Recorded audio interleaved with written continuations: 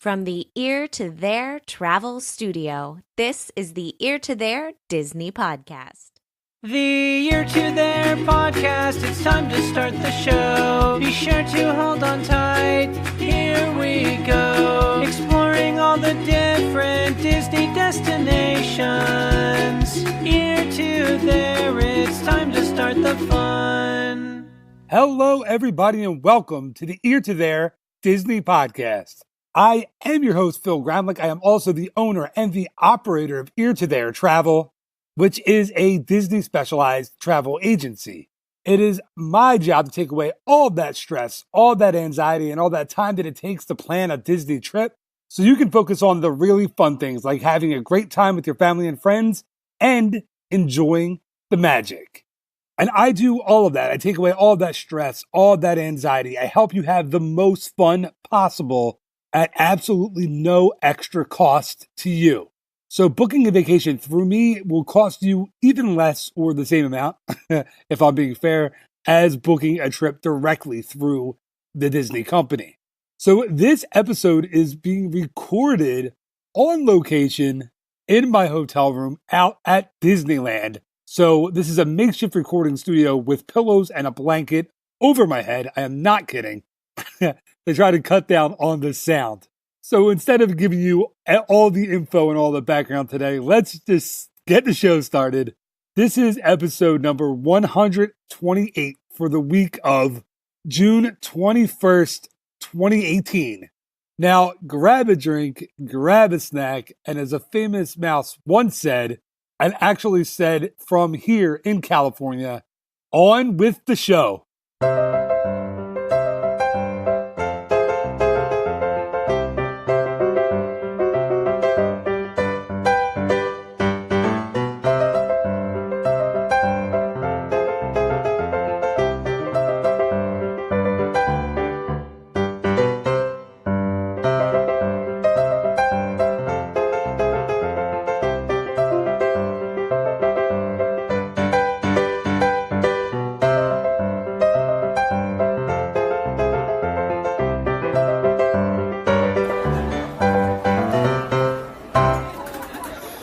Hello, everybody, and welcome to the Ear to There Podcast.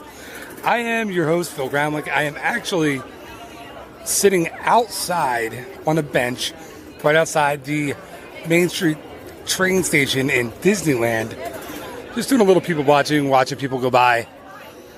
And I'm about to take you on a tour of the park. Now, it's going to be an audio tour, so there's no video going with this one. I have my camera with me, but it's not going to be rolling as I walk through the park. But I want to kind of give you an idea of what it is like and what it kind of is like to walk through Disneyland. So I'm going to get up in just a minute off my bench. I'm comfortable. I'm actually pretty, and as I'm talking to you, I see Ariel in her blue dress, literally outside the train station, pretty much not outside the park, but right inside the gates, walking with two little girls holding their hands and walking them into the park. That is what makes Disneyland crazily special, is moments like that. Like these little girls just showed up in the park, and here's Ariel walking them in. She stopped right at the tunnel. She's saying goodbye, and now she's going to walk through the train station and backstage. It's amazing. So I was just saying, I got into the park about a half hour ago, and just ate at the Plaza Inn, the fried chicken. And I am full. Like, I am a full dude right now. So I want to take you on a walking tour of Disneyland. And I want to give you as much kind of fun facts and nerdy background stuff. And hopefully it's fun. And hopefully you guys enjoy it. And you know, you tell your friends and they listen and you listen again. And it's fun. So here we go. I'm going to get up off my... I don't really want to get off the comfortable bench, but I'm going to get off the comfortable bench. Ugh. And here we go. I'm walking towards the right tunnel under the railroad tracks. And of course, the sign says, "Here you leave today and enter the land of yesterday, tomorrow, and fantasy." I believe that's what it is. I just walked past it kind of fast. The one thing you notice in this park right away is the crazy attention to detail. Every place you look, the rails that are on the planters are green, but the tops of them are brass. And that's kind of throughout the park. You see that all over the place. I'm walking on my right-hand side.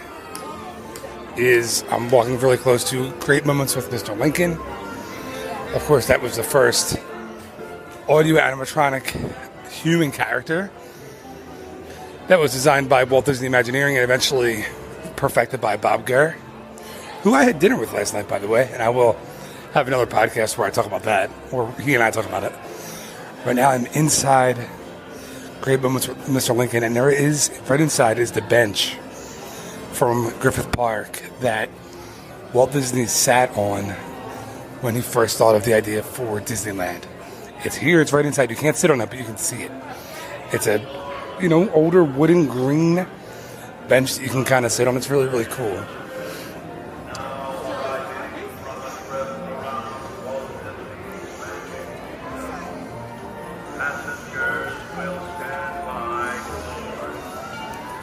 You can hear the Ernest S. Marsh pulling in at the train station. I'm walking in front of the train station right now, and here comes two horse-drawn trolleys. You can probably hear them back to back. Big, huge white horses. I wish I could tell you what kind of horse they were. I'm not quite sure, but they're enormous. You can hear the train station behind me and the horses to my right. It's amazing, man. It's just a completely overwhelming sense of immersion and nostalgia and magic. I love it here. It's by about, I don't know, a ton, by a lot, my favorite Disney park that I've been to. Coming up on passing City Hall on my left-hand side, everything's kind of decked out in red, yellow, and blue banners for Pixar Fest. That's happening across the way over at Disney California Adventure. But I'm passing Walt's apartment in the Disneyland Fire Department. I'm going to walk inside, tell you what I see. From, of course, walking toward it, I see the old horse-drawn fire engine inside. And if I look up at the window in Walt's apartment, I can see the light on the lamp is on, and it always is on here, of course, to symbolize that Walt is always, and his presence is always in the park. I'm going to be a little quieter because I'm inside the fire station now, and there's the two old stables that would hold the two original horses that would pull this fire train, or the fire truck down the street. Jess and Bess were their names. And the stables that would hold them are still here. And the fire truck is still here, and you can climb on it and sit on it if you want. This is the horse-drawn fire truck. This is not the Bob Gurr designed engine-powered fire truck. Now I'm in the back of the fire station, and I'm at the pole that once led up to Walt Disney's apartment. Of course, it's sealed off. It was sealed off in the 50s when, as legend would have it, people were climbing up the fire pole into the apartment because they knew it was up there. But it's sealed off now, but you can come to it. You can, the rumor was that Walt used to slide down it and have his guests slide down it when they wanted to leave his apartment and go to the park. So that's pretty cool.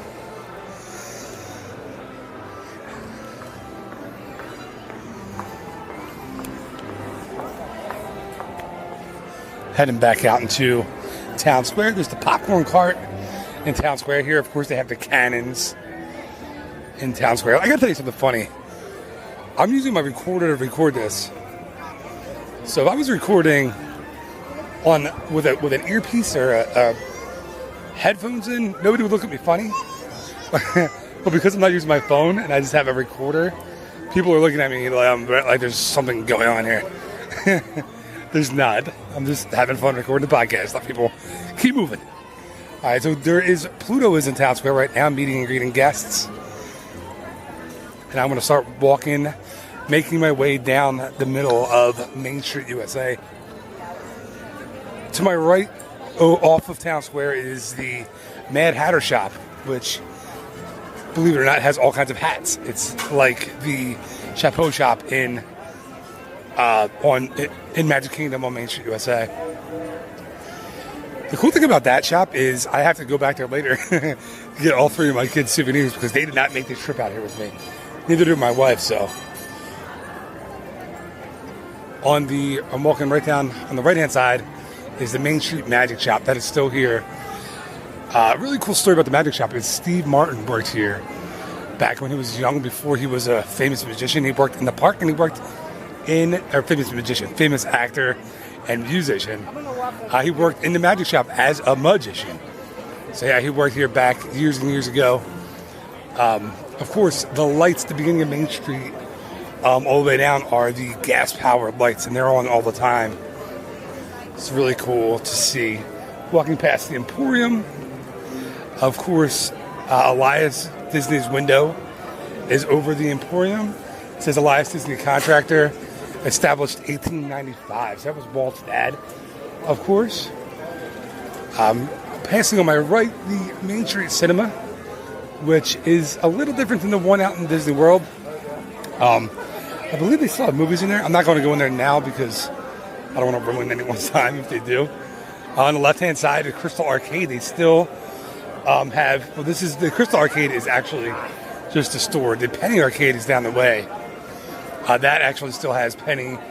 I don't know if they're penny games, but they have arcade games inside that you can play. But they're old turn-of-the-century games. They're not games like you would find in like the 80s mall arcades.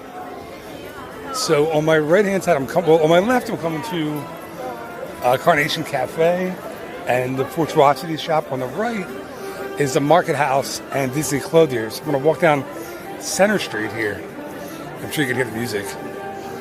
And it's Starbucks, and you can smell the coffee, which is awesome. I'm a big coffee guy. So walking down Center Street here, you can see, of course, up in the window, in the Disneyland clothing shop down Center Street is Bob Gurr's window.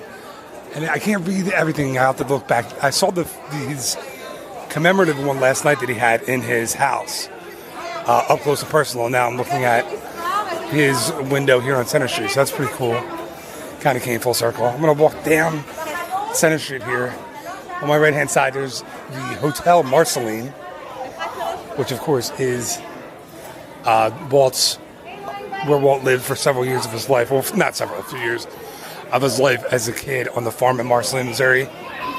And then when you make the right here, there's a brick wall that has two different patterns on it. I'm walking up to it now, and it has a water fountain, like a window box with a water fountain sticking out of it. And the rumor was this, for years, nobody knew quite what this thing was. It's, on one side, it's straight, very, well-placed bricks. On the other side, it's crooked, wonky, kind of misshapen bricks. And I heard it was just a bunch of things, including a test wall, where when Walt would come to the park, they'd put the bricks up and they would say, all right, what side do you like better, this side or this side? And he would pick, and that would go. Well, I talked to Bob Gurr last night, and he confirmed that's exactly what that is. So he said, this is the test wall. They put the bricks up in different patterns and different styles of brick, and they had Walt look at it, and he decided what he wanted, and they went with that. And I said, well, why didn't they ever change it? Why is it still the same thing? And he said, Phil, we had a lot of other stuff to do. So we had a lot of stuff to do to get Disneyland open on opening day. You could hear, I don't know if you could hear I'm going to walk by the dentist. There's a dentist's office back here. And you can hear them actually doing work on the patient in the chair. Hold on, let's see if you can hear it.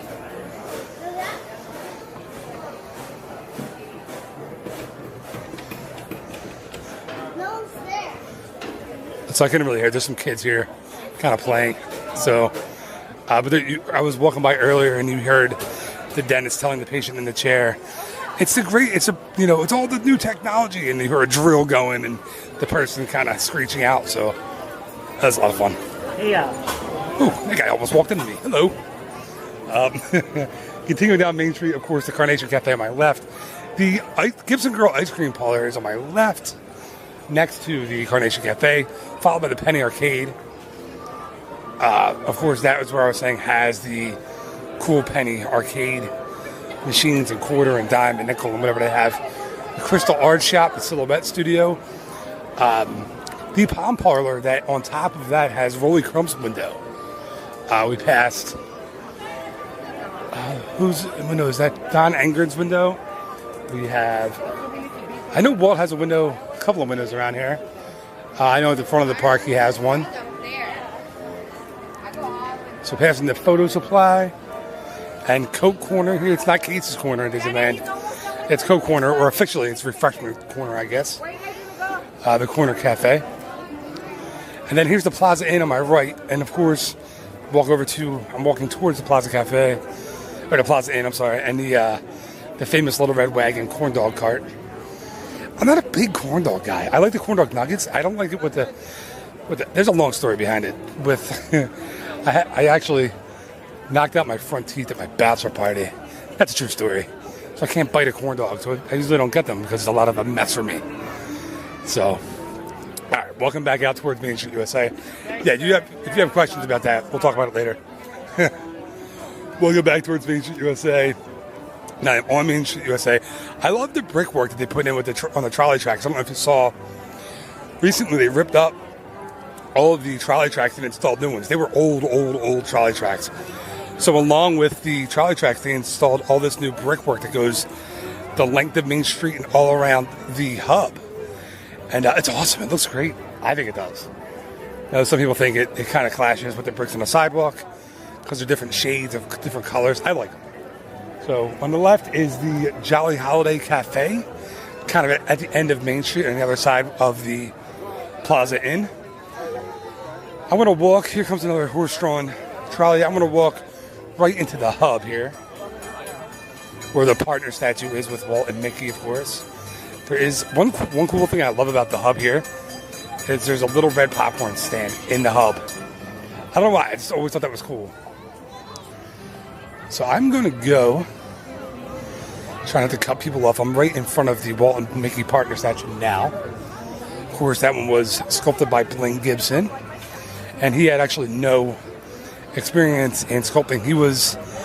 I think he was an artist, I want to say, who did sculpting as a hobby. And Walt had him start doing sculptures. It's like another one of those things that Walt told somebody to do something and they just did it. Oh, cool. Coming in front of me on my way to Tomorrowland is Bob Guer's fire engine. Of course, Bob's not driving it today. But you've probably heard a story on my podcast about Bob building and designing his fire engine because he wanted one. And Disneyland didn't have one, so Walt said, okay, you can build it. So walking into Tomorrowland on my right-hand side, same place as Magic Kingdom's Tomorrowland. And the Astro Orbiter here is right out at the front of Tomorrowland. It's almost on Main Street USA. Not my favorite design, to be honest, but I don't think it was a really famous and popular decision when they brought it out here from the back of Tomorrowland. Anyway, for among the locals and the annual pass holders out here, but it's still here. Yeah. Just looking, checking my surroundings so I don't run into somebody. It is a crowded day in the park today. So I'm walking in. Okay, so let me give you the lay of the land here in Tomorrowland. When you walk right after you pass the Astro Orbiter at the front of the land, you go under the People Mover track. Now, there's no People Mover anymore. That was taken out for Rocket Rods, which was a flop of an attraction that lasted, I think, off the top of my head, a year or two. They closed it and they haven't replaced it. So the People Mover track is still there. All the platforms and everything are still there, but there's no People Mover, no attraction up there at all. Under the People Mover track, to your right is Star Tours. To your left is Buzz Lightyear Astro Blasters. Star Tours is almost exactly the same as the one in Hollywood Studios. Buzz Lightyear I like a little better out here. It's got some more moving targets and that react when you hit them. I like it out here a lot.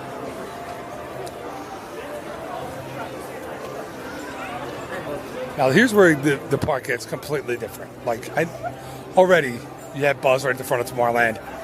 You had Star Tours in this park to begin with, when you're used to it in Hollywood Studios if you're a Disney World fan. But this gets crazy. Because then, well, not really crazy. Okay, so right in front of me is the People Mover station that is no longer a station. Very sad to look at it. On the right-hand side is the entrance to Space Mountain. You walk down a little hill there, and there's the Space Mountain entrance. Next to that is Pizza Port, but right now, with the Pixar takeover, it's Pizza Planet. And I'm going to walk around the old people mover here. What's cool is above me, there were these Star Wars-y kind of Buck Rogers-y murals on the walls. And before that, there were these futuristic Mary Blair, original Mary Blair murals on those walls. And I've asked around to Imagineers, the people that have worked in the park, and they said that those murals, those Mary Blair murals, are still under there. They were covered up, but they weren't painted over. So they're still under those futuristic kind of Star Wars-y, Buck Rogers-y murals. So maybe someday we'll be able to see those Mary Blair murals again. Did I say that right? Mary Blair murals. It's hard to say when you talk kind of quickly. So, walking through Tomorrowland, I'm coming to where Carousel of Progress used to be, and then it was Innoventions, and now it's the Star Wars Launch Bay area. And to my left is the, let's see, where the heck am I? It's the stage for the Jedi Training Academy. And walking toward me are two stormtroopers that I think have a problem. Your loyalty to the First Order is appreciated. Okay, you got it. They stopped me. That was fun. That's the kind of thing like here that you just get stopped by characters. You don't even expect them. You just turn a corner and there they are. And they have this really fun interaction. It's great when you have little kids here. Excuse me. So on the right-hand side, I'm coming up on the entrance to the left of when you're facing the old Carousel Theater, which is now the Star Wars Training Academy.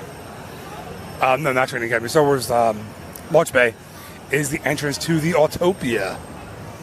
Of course, an original 1955. Another one of those Bob Gurr attractions.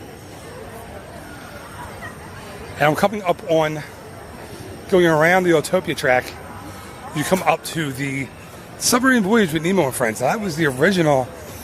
They kept the submarine attraction here. Unlike 20,000 Leagues Under the Sea in Disney World, they kept it here. It was closed for a bunch of years. Then they reopened it. And now they put in a Nemo theme. So it's a Finding Nemo attraction. Over top of the, kind of running between the Matterhorn and, which is off to my left, kind of high up in the sky there. Between the Matterhorn and over top of the Nemo attraction is the monorail track. The monorail runs right through Tomorrowland here in Disneyland Park. And you can actually get it. You can get on in downtown Disney, and then you can get off here in Tomorrowland. It's more of a transportation system than an attraction here in Disneyland. It is jarring and different. If you haven't ridden it out here, it's very, very low. Like even me, I'm 5'7", so I'm not exactly breaking any kind of world height records here. I can't stand up on the monorail. It's too short. You have to get in and kind of hunch over and sit down. There's no air conditioning, so it's pretty hot when it's a hot day. It's beautiful here today, probably like 80 degrees and sunny, but when it's super hot, it's pretty brutal in there. Coming up right on my right-hand side is the Submarine Voyage, and you can hear the people yelling from the Matterhorn on my left. I've had Bob come on and talk a lot about the Matterhorn. He hasn't talked much about the submarines, which he also designed. Of course, not these exact submarines that are in there now, but he designed the original submarines that were here in Disneyland and the ones in Walt Disney World. Of course, he had designed the track and the vehicles for the Matterhorn in the 60s when Walt came into his office and said, he was telling me this story last night actually, he said, "Bobby, I want a Matterhorn. We're going to put 2 tracks in it, and you're going to design it." And Bob said, "Okay, Walt." And off he went, and he taught himself how to do it, and they built a darn Matterhorn on top of a hill, a pile of dirt that was here before. So what a cool story. So unlike Walt Disney World Magic Kingdom's Tomorrowland Speedway, the Indy Speedway there, here you can walk kind of right up to it, to the Autopia. I don't know if you can hear the car coming by. I'm sure actually you can hear them by now. And I don't know, I'm probably 12, 15 feet from the cars on the track. I'm behind a fence here. And I can smell the gasoline. There's obviously still gasoline powered here as well. And it just smells like gas. And all the cars are going by. But it's cool because kids can drive them and it's fun. I know my kids like to drive them in Walt Disney World. We didn't get a chance to drive them out here last year.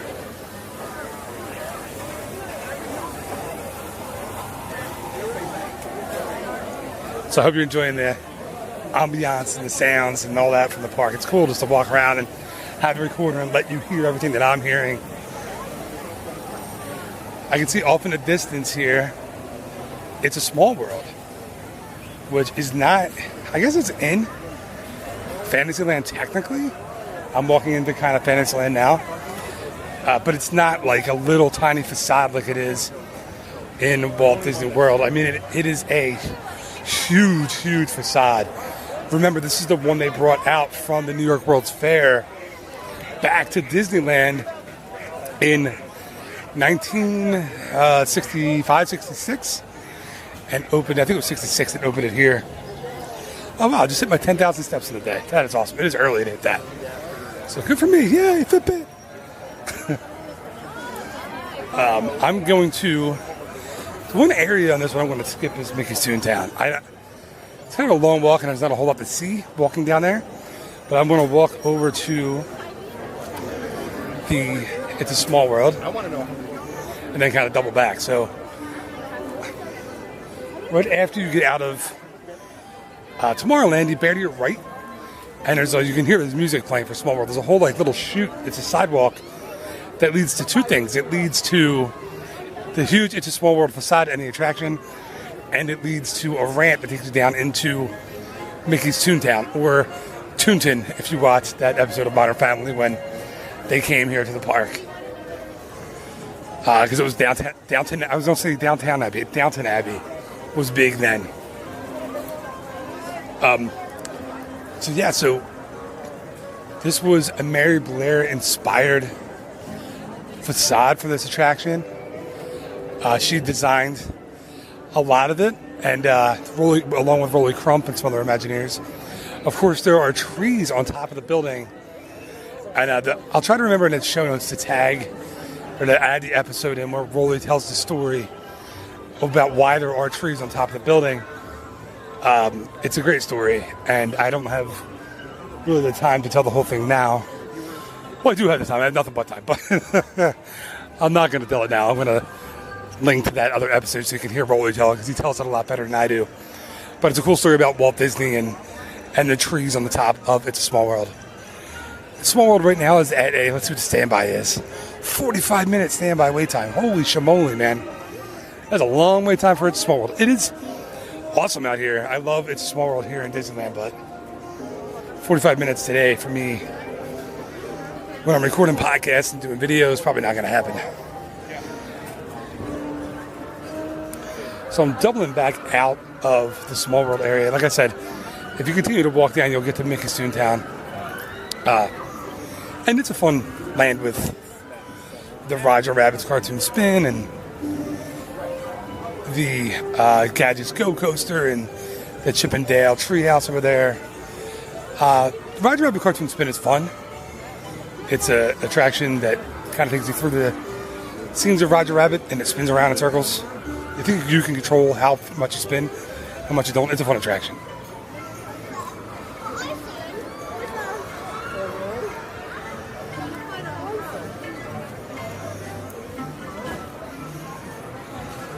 So I'm just kind of slowed down in traffic. There's a lot of people here today. Okay, I'm coming up on my right-hand side. Walking into Fantasyland is the Storybook Land canal boats.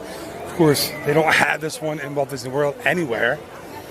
It's a boat ride that takes you through the mouth of Monster the Whale from Pinocchio, and then you ride through miniature show scenes and miniature homes of a lot of Disney characters like Mr. Toad.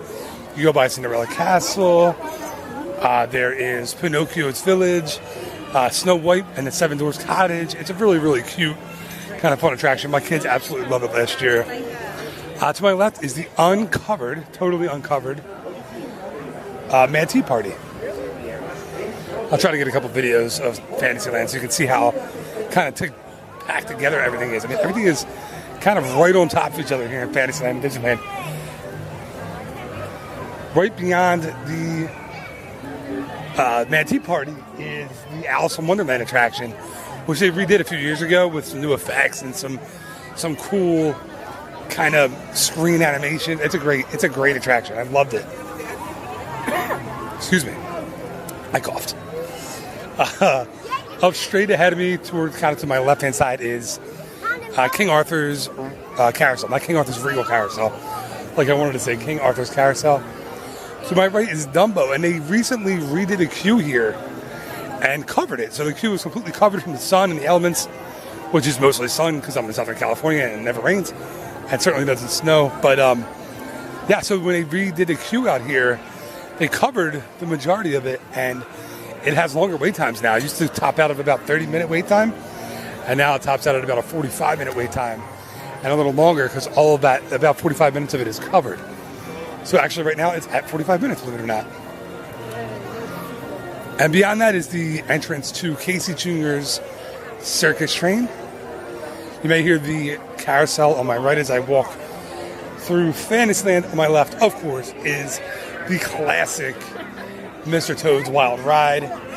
This entire, and the Toady car, the actual name of the car is Toady, outside of Mr. Toad's Wild Ride, is kind of to give you an idea of what the car looks like.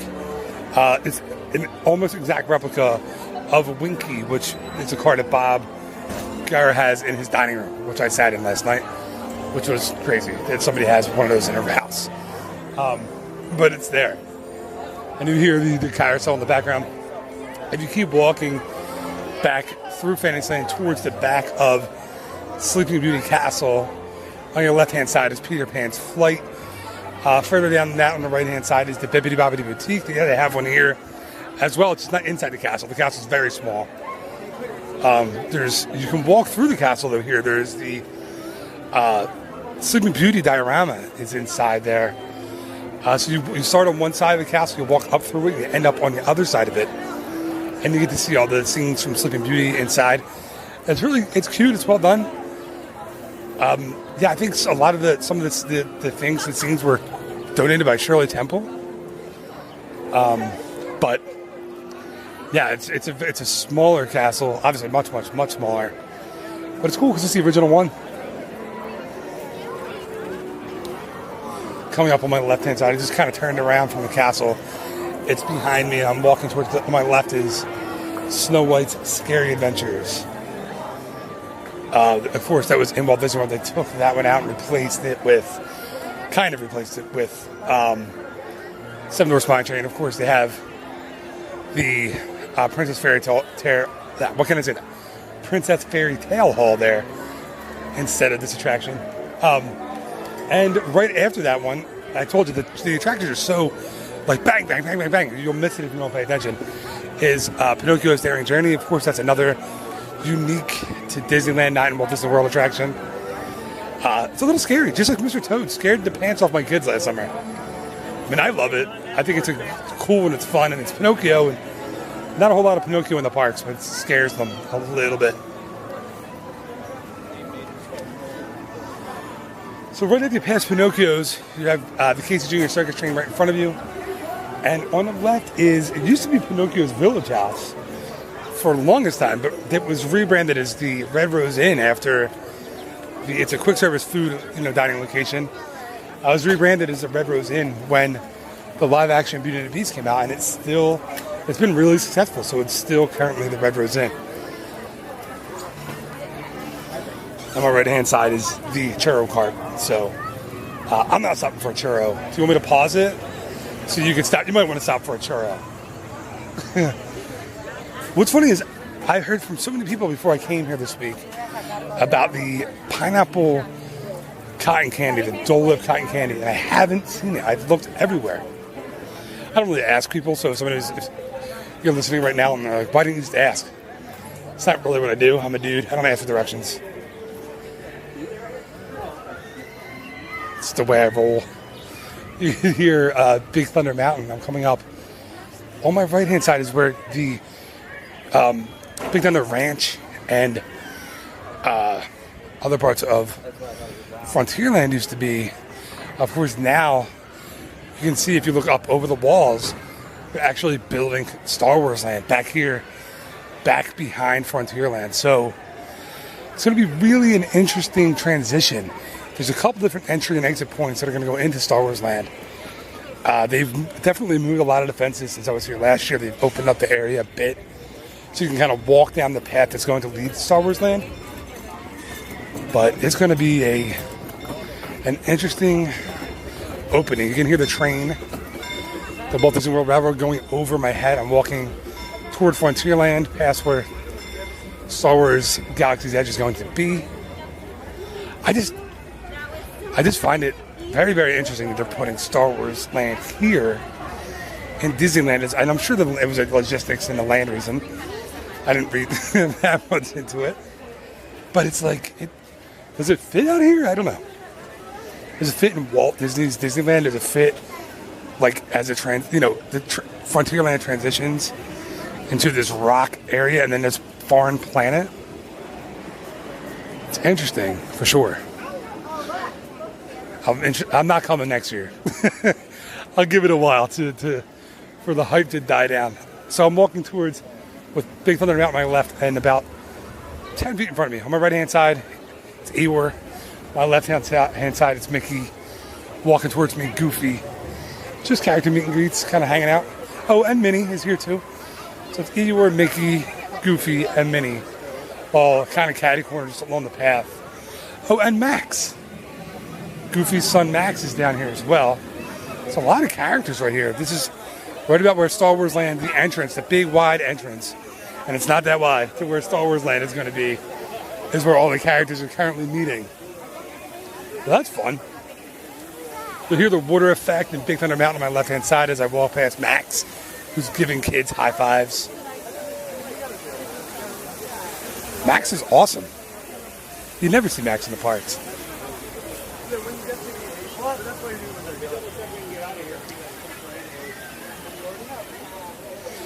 So right here, as I'm passing a little bridge in Frontierland, you can see coming from what Big Thunder Mountain is directly behind me, right after the entrance to Star Wars Land. You can hear Big Thunder Mountain passing now.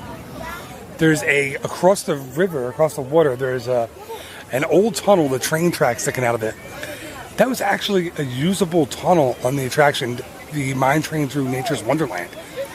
And they had mule tracks, mule paths,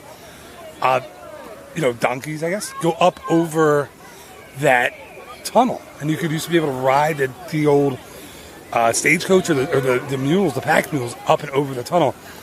They closed that years and years and years ago when Big Thunder Mountain opened, but the tunnel's still there. And from what I've been told, a lot of the old pathways for the mule tracks, the pack mule rides were there when they went back there to work on Star Wars Land. So gone but not forgotten. They were all still back there, so that's pretty cool. You can hear Thunder Mountain going by again. And there's another one up here on my right-hand side, past Thunder Mountain. There's another tunnel that was used for Mine Train into Nature's Wonderland. It's boarded up, but it's a big tunnel with the rock work around it, and there's a train track. And yeah, it was another one of those ones where you would drive right down into the rest of the attraction. If you look through, you can kind of see the train track goes all the way through.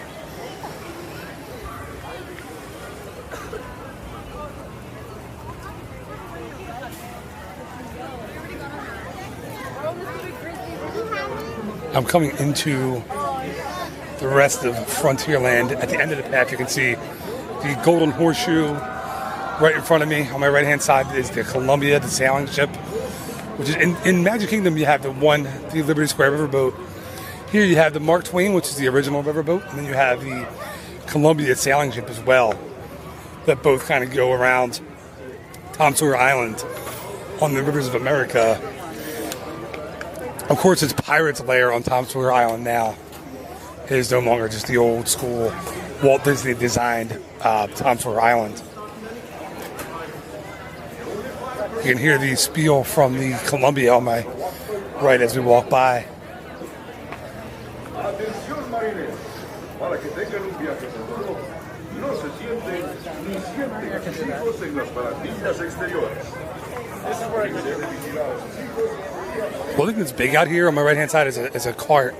It sells corn on the cob, chimichangas, turkey leg, and pickles. The pickles are huge out here. Everybody eats pickles and corn on the cob in Disneyland. Everybody.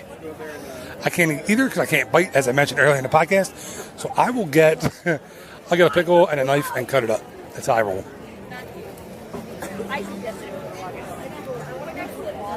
I'm fighting the crowd a little bit here. It's very crowded and kind of bottlenecky here in Frontierland where the Columbia boards. I'm going to make a left at the Golden Horseshoe. The Golden Horseshoe is where Walt and Lillian had their anniversary party the night before Disneyland opened.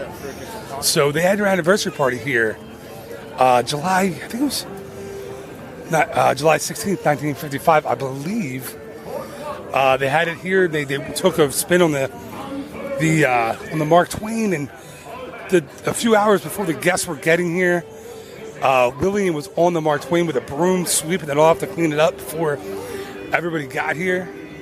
And they did a tour of the Mark Twain, and they rode it around the rivers of America, and then they had a show at the Golden Horseshoe here with Wally Bogue.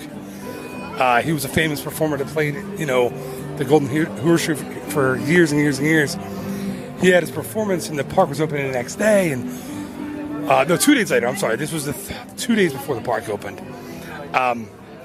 And Walt apparently, as the story goes, the legend goes, Walt maybe had a little too much fun that evening and was sitting in his box seat in the Golden Horseshoe and kind of hang jumped off that onto the stage to thank everyone for coming out. So that's pretty funny.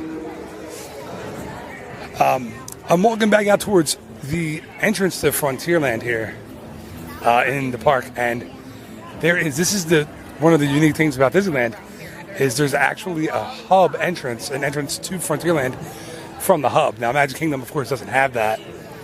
The only way to get to Frontierland and Magic Kingdom is to go through Adventureland or go through Liberty Square. So I'm going to loop around. So, yeah, it has its own, it's like a log fort kind of entrance to Frontierland here. I want to walk past the Frontierland shooting exhibition so you can kind of hear the sounds of the guns being shot. See if you can hear it. Yeah, you can hear it. So, of course, you shoot the infrared targets. Back when this first opened, when Frontierland first opened, you actually shot lead pellets, like legit lead pellets to targets at the Frontierland shooting exposition. But every night they would have to paint the darn targets because people would chip them up from the lead pellets, so they eventually switched it over to the infrared guns that they have now. So that's a fun thing.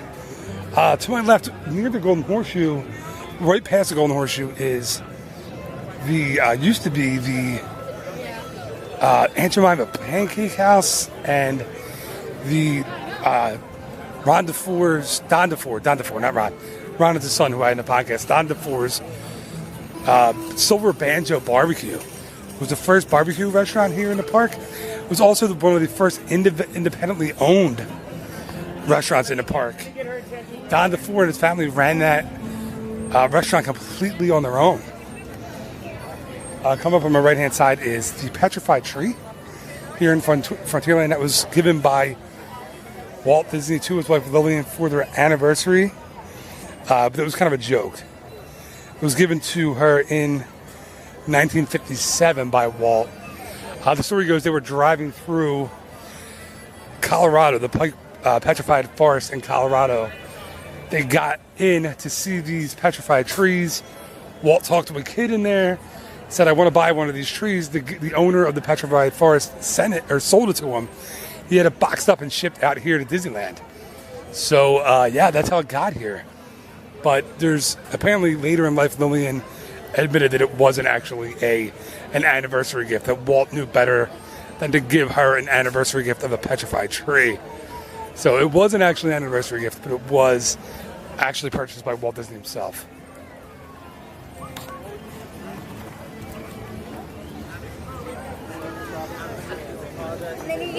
Now up here on my left, I'm walking towards New Orleans Square, kind of out of Frontierland, is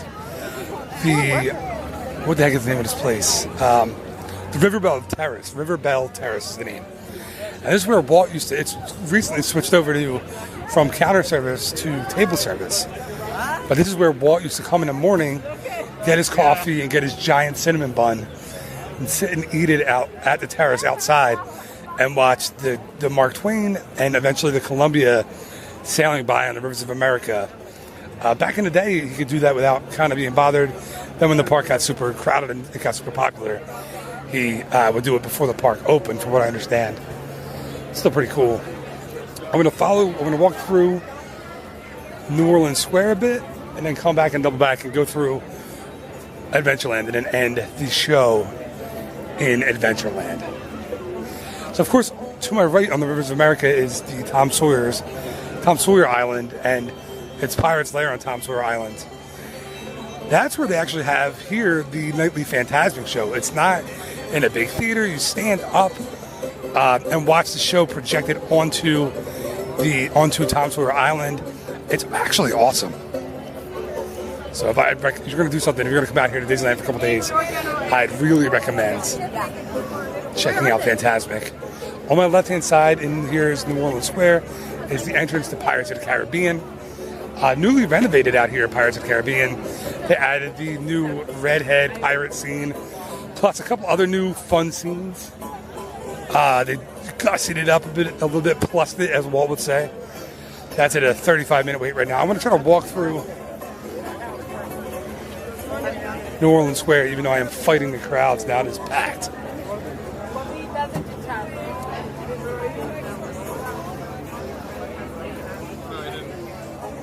So I see up here, you hear the music.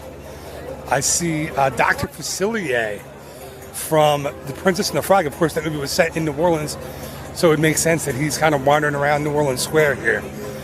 So he is up here. And also Red, the new pirate walk-around.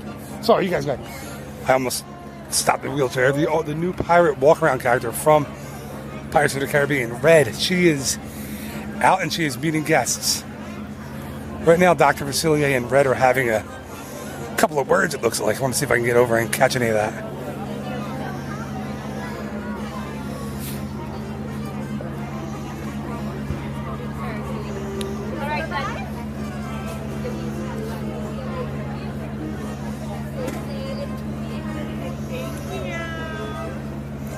So I don't know if you could hear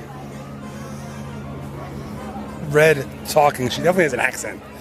Almost like an Irish accent. I don't know if she's an Irish pirate or what.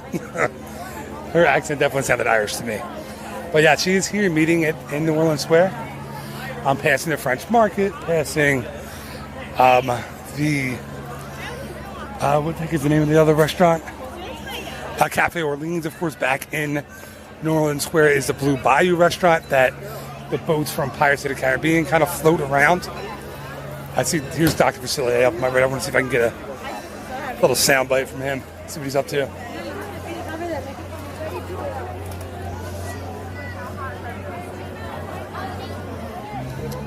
No, he's got a little bit of a line, so I'm just going to keep going, but he's meeting with some kids in his huge top hat, and it's awesome. He's a very tall, skinny, kind of scary-looking guy.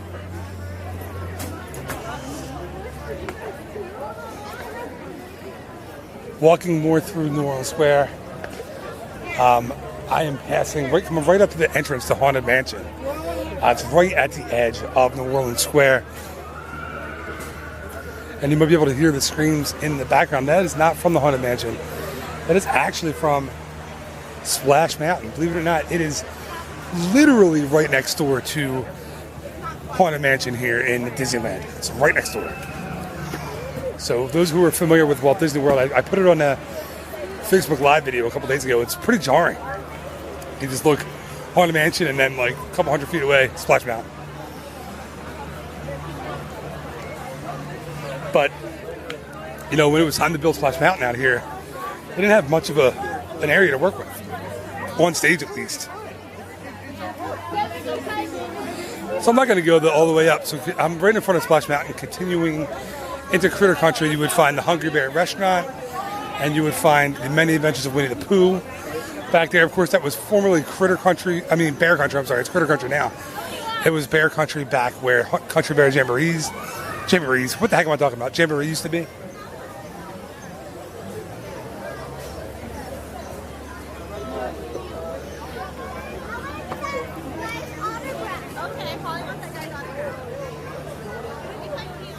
So one kind of unique thing about Disneyland is, I don't know if you know what I'm talking about, so go with me here.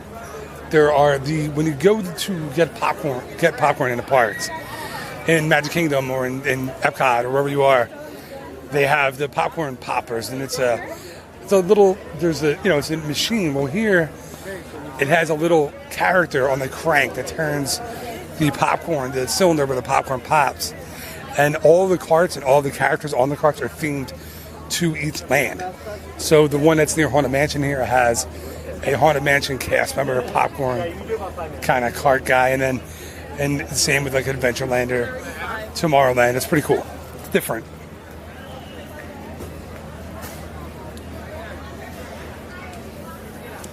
Oh, Dr. Facilier, I'm walking back towards him now. He has a much bigger crowd.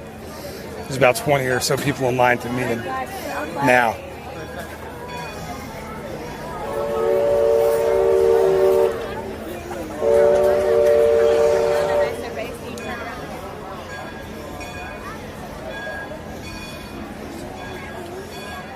Passing by the French Market, you can hear the bell from the Mark Twain off in the background. And coming up on Orleans Street, which has Cafe Orleans, which has the famous Disneyland Monte Cristo, as well as the pommes frites, the French fries here. I think I said that right. If I didn't, I apologize. But they are awesome. Very, very highly recommended to get those here. And I'm walking by people eating them as we speak. Like literally, I'm staring at them. Even though I'm full of fried chicken right now, still staring at them eating their food here at Cafe Orleans. Back inside New Orleans Square, you'll find Club 33. Of course, it's a lot bigger than it once was. They expanded it. It's not the same little old Club 33 anymore. There's right here over top of Pirates of the Caribbean is the Royal Street Veranda restaurant, and on top of that was originally going to be the apartment for the Disney family. It has the initials of Walt Disney and Roy Disney, WD and an RD in the ironwork in gold, in like a really good contrast to the other like aqua kind of greenish color from the ironwork there. So they were going to put their apartment in there, and then they never got around to it when Walt passed away, and it kind of sat vacant for years. And then eventually they built the Disneyland Gallery in there, and then it became the Disneyland Dream Suite, where John Stamos stayed when he proposed to his fiancée last year. So there you go. It was once was meant for Walt and Roy and their families, now gets used by John Stamos and Johnny Depp. I'm passing, you can hear Tarzan screaming. Of course, in Disneyland, it is not the Swiss Family Robinson treehouse. It is the Tarzan treehouse, which to me was a mistake. They kind of dropped the ball on that. I don't love the Tarzan treehouse. I love the Swiss Family Robinson treehouse. So, but right directly to the right-hand side, right next door to the Tarzan treehouse, is Indiana Jones Adventure to Temple of the Forbidden Eye. That is an awesome attraction. You got to get out here. You got to do it. Right now, it's at an hour wait. It's not going to be less than that probably the rest of the day. Then directly across from that is the restaurant, the Bengal Barbecue, which has some of my favorite, if it's not lunch or dinner food, it's definitely awesome snack food. They have skewers. My favorite is the Banyan beef skewer. It's like a spicy beef skewer. It's awesome. They also have like a pork belly one and a bunch of other ones. Go to and it used to be really problematic. You used to come here and you couldn't get a seat. It was all outdoor seating. Now they've expanded the indoor seating, or didn't have really indoor seating before. Now it's got like triple the size of the seating for that stand. It's really, really awesome if you get here. And of course, right next door to Indiana Jones is the Jungle Cruise. That, of course, has been here since opening day, 1955.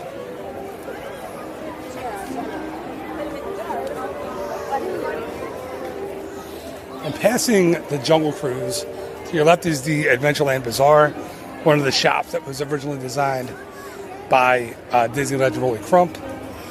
And straight ahead of you used to be next to the Enchanted Tiki Room, used to be the Aladdin's Oasis, and before that it was I believe it was the Tahitian Terrace restaurant. I think that's right. It is becoming the Tropical Hideaway Lounge. So they have all of the concept art up, and you'll be able to go in there and get a Dole Whip, and you can get food and drinks, not alcohol as far as we know right now, but you'll be able to go in there and get food and drinks. And of course right next to that is Walt Disney's Enchanted Tiki Room, and I'm right at the back of the Tiki Room right now walking towards the front, and the line for the Dole Whip is around the corner. Little known fact, much easier to get a Dole Whip in Walt Disney World than it is in Disneyland. It is you got to wait in a long, hot line out here to get a Dole Whip. A long one. There's probably a couple hundred people in line just on the one side, and then when you go into the queue for Enchanted Tiki Room, Walt Disney's Enchanted Tiki Room, you can get a Dole Whip in there as well. But since they removed the turnstiles there and anyone can walk in, even if you're not doing the attraction, the line is just as long as the other side. So, all right. Oh, little fun fact.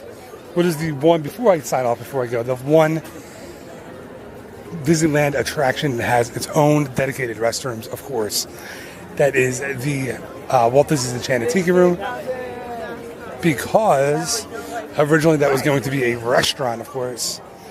It was designed as a restaurant, built kind of as a restaurant, and then converted to an attraction. So they put where the booths and the tables were going to be, they put in basically long benches inside the building. Actually, it still is storage in the middle island there of the show that was going to be used for forks and knives and menus and all that kind of stuff. So, little known fact, used to be or was designed as a restaurant. All right, that is going to do it. I'm back in front of the Jolly Holiday Cafe and Bakery, and I am heading back towards the front of Disneyland Park, heading probably over to California Adventure for a couple hours, maybe to I have a fast pass for Guardians of the Galaxy in a couple hours. So until next time, again, you were awesome. Thank you so much for listening. I hope you enjoyed this episode. I think I snort. Did I snort? Did you hear that? I was a snort. I was breathing in and I snorted.